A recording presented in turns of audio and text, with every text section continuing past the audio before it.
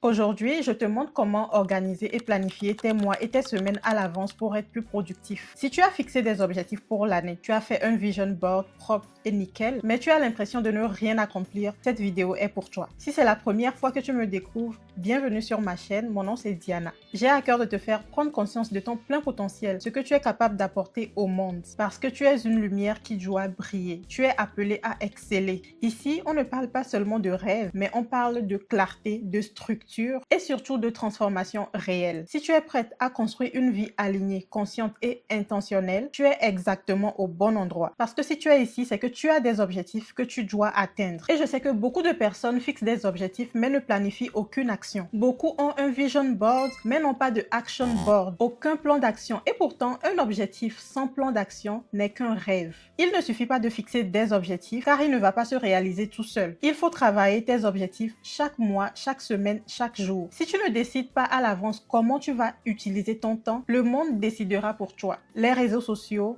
les distractions, les fêtes, les sorties par ici, les urgences à régler par là. Planifier, ce n'est pas être rigide, c'est reprendre le contrôle. Et justement, aujourd'hui, on va voir comment planifier tes mois et tes semaines avec intention. C'est quelque chose que tu dois faire si tu veux vraiment avancer dans tes projets, dans tes objectifs. La planification de ton mois et de ta semaine, c'est quelque chose que je te conseille de faire la veille du mois, la dernière journée du mois ou l'avant-dernière journée du mois.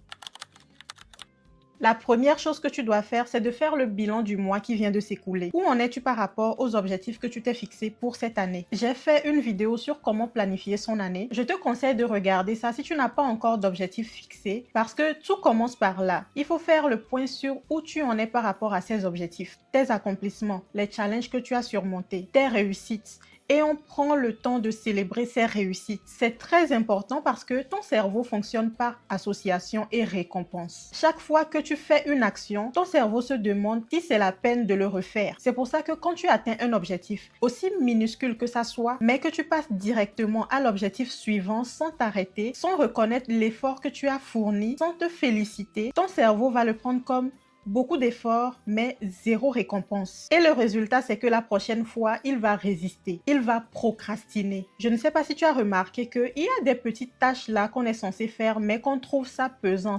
On trouve ça très lourd. Ce n'est pas forcément de la paresse, c'est juste que l'envie n'y est pas. Et on attend d'avoir la motivation pour le faire. Mais est-ce que la dernière fois que tu as accompli cette action, as-tu pris le temps d'être reconnaissante envers toi-même? As-tu pris le temps de célébrer? Célébrer un accomplissement aussi petit que ça soit. Célébrer la finition d'une tâche que tu trouvais pesante. Ce n'est pas être arrogant, c'est entraîner ton cerveau à aimer le progrès. Quand tu célèbres, ton cerveau libère de la dopamine qui est l'hormone de la motivation. Il va associer ton action à une sensation positive. Il va comprendre que si je fais ça, je me sens bien. Et la prochaine fois, il va vouloir recommencer naturellement. Bien sûr, pas besoin de péter le champagne, d'organiser une soirée pour célébrer une action. Célébrer, ça peut être très simple. C'est de dire à voix haute « je suis fier de moi ». C'est de cocher une case avec intention et se dire dans son fort intérieur « ouais, je l'ai fait ». C'est de t'offrir un thé, un café, une petite boisson ou d'écrire ce que tu as accompli dans un carnet. Et ça, c'est une astuce qui est très puissante parce que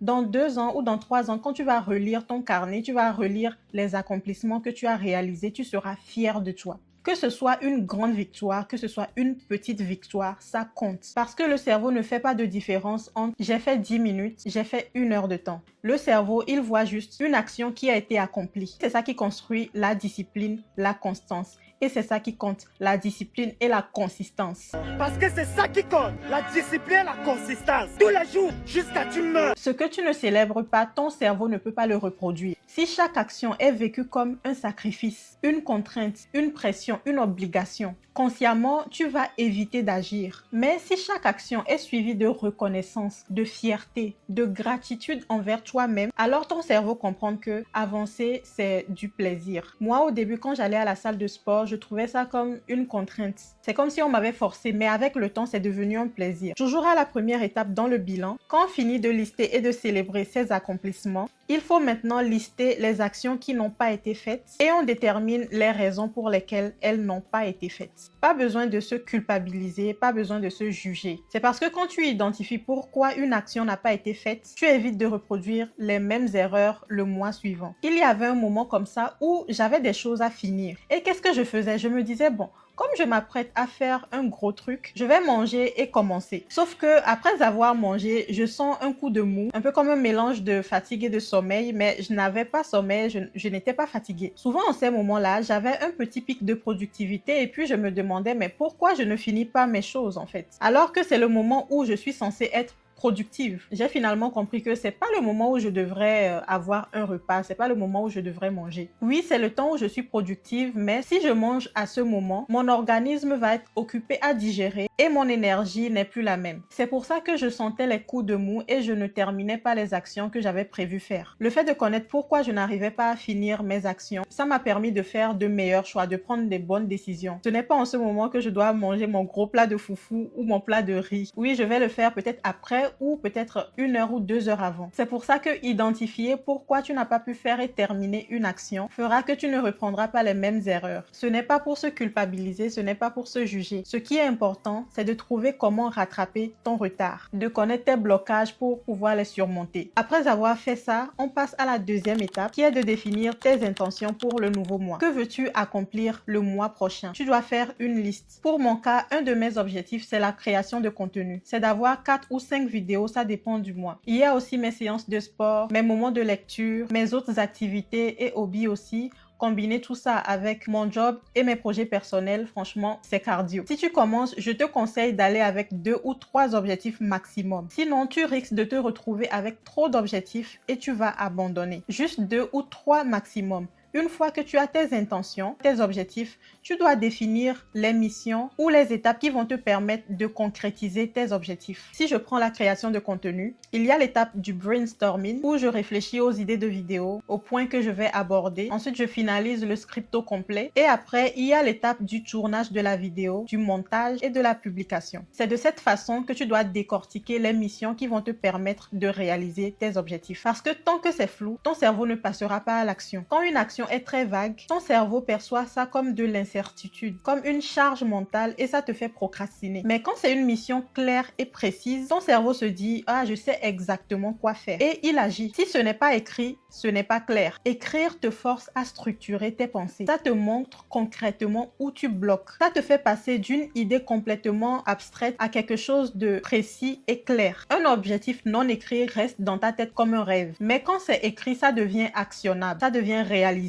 Une fois que tu as défini tes objectifs du mois et découpé ça en des missions claires et précises, la prochaine étape, c'est de les répartir sur tes semaines. La règle d'or ici, c'est de tenir compte des priorités. Par exemple, je ne peux pas monter une vidéo que je n'ai pas filmée. Tu vois, je dois respecter la priorité des missions. Donc, tu dois faire semaine 1, mission 1, semaine 2, mission 2, ainsi de suite. Aussi, la semaine se planifie la veille. Je l'ai dit tantôt au début de la vidéo. Le mois se planifie la veille du mois prochain. La semaine aussi se planifie la veille. N'attends pas le lundi matin, ni le mardi, encore moins le mercredi quand tu es fatigué pour planifier ta semaine. Chaque dimanche soir ou samedi soir, tu dois planifier ta semaine. Et n'oublie pas de toujours commencer à faire un petit bilan. Sinon, tu ne vas pas avancer. Tu vas empiler des missions inachevées. Si la mission 1 n'est pas terminée, tu ne peux pas faire la mission 2. Dans la création de contenu, si je n'ai rien filmé, je ne peux rien monter, je ne peux pas faire du montage. Et c'est à ça que le bilan sert. Ça te permet d'identifier les manques afin de les mettre en priorité sur ta semaine suivante. Si tu n'as pas fini ta mission 1 la première semaine, alors la deuxième semaine, tu dois commencer par ça. Si tu trouves ça pesant de faire des bilans à chaque fois, si tu veux faire des bilans rapidement, il te faut un tracker d'habitude. Si tu es comme moi, tu oublies très vite, il faut avoir un tracker d'habitude parce que le cerveau a de la difficulté à se souvenir des actions en temps et en heure. Si tu me demandes c'est quoi les exercices que j'ai fait à la gym la semaine passée, c'est quoi le nombre de répétitions, le nombre de séries, je ne m'en souviens plus. Raison pour laquelle il faut avoir un tracker d'habitude pour suivre les actions. Comme ça, quand tu prends ton tracker, tu sais là où il y a un manque. Pas besoin de rester bloqué là à essayer de se souvenir d'une journée. Alors, juste pour te montrer, ça c'est un tracker d'habitude. Je ne sais pas si tu arrives à bien le voir. Ici, tu as la partie des habitudes que tu dois lister. Par exemple, c'est pas, se réveiller à 6 heures du matin, méditation, 15 minutes de sport. En fait, tu fais juste la liste. Ensuite, tu as les jours du mois ici, du 1er jusqu'au 31. Et au milieu ici, tu as des petits carrés. Ça veut dire que quand tu as accompli une action, tu viens juste cocher. Alors, c'est pas du tout compliqué, hein. C'est pas comme on est là à suivre les actions comme un zombie. C'est pas genre tu vas faire Oui, je viens de me réveiller à 6 heures. Tout de suite, tu viens cocher. Non. Tu as fini de faire ta méditation. Tout de suite, tu viens cocher. Non. En fait, c'est juste à la fin de la journée, tu viens cocher ce que tu as pu faire. Ça prend même pas 2 secondes ou 5 secondes. Ici, ça, c'est la liste de mes objectifs à moi. C'est celui de janvier.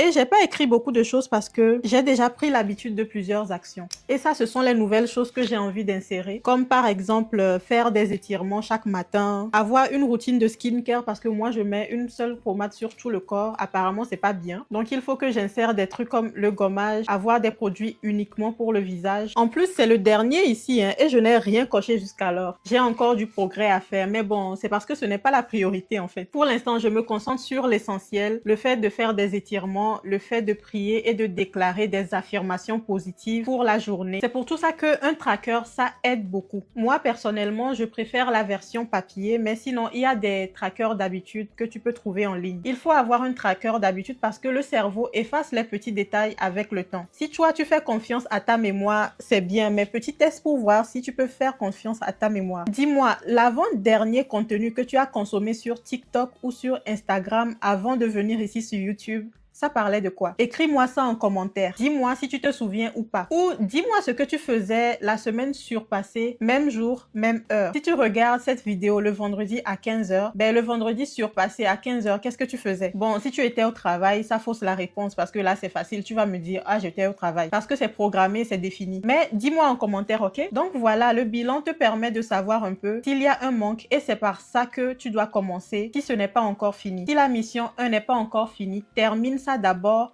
avant d'entamer la mission 2, sinon tu vas empiler des tâches inachevées. Au fur et à mesure que tu évolues, tu vas voir que ce qui te prenait 50 minutes à accomplir, finalement, ça te prend 50 secondes. Je ferai aussi une vidéo sur comment programmer cette journée et je vais te montrer les méthodes pour pouvoir être plus concentré et productif. Donc, reste connecté. On est à la fin de cette vidéo. Merci d'avoir regardé jusqu'à la fin. Je t'invite à liker si ça t'a aidé. Abonne-toi si ce n'est pas encore fait. Je te fais de gros bisous et on se dit à bientôt dans une nouvelle vidéo.